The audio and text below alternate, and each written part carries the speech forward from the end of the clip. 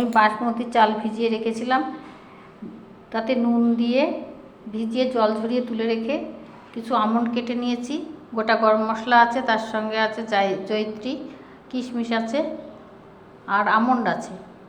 আর আমি ঘিয়ে ফোড়ন দিয়েছি, কিশমিশ আর গোটা গরম মশলাগুলো দিয়ে আমি চালটা খুব ভালো করে ভেজে নেব। আমার 1 বাটি চাল আছে, ভালো করে ভেজে নিলাম। এতে হলুদ না দিলেও হয়, কিন্তু আমি হলুদ দিয়েছি। এবার ভেজে নিয়ে আমি জল দিয়ে দিয়েছি। আর গ্যাসটা দেখুন কেমন সিমে রেখেছি, একদম কমানো আছে, অল্প আছে ভাবে আমি 1.5 বাটি জল দিয়েছি। দেখুন কত গোটা গোটা ভাতটা আছে। আমি এবার চিনি দিলাম,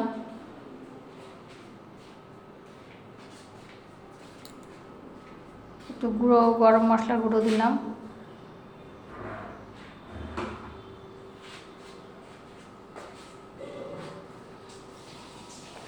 জয়িত্রী জায়ফলের গুঁড়ো দিলাম একটু, এবার আরেকটু ঘি দিলাম।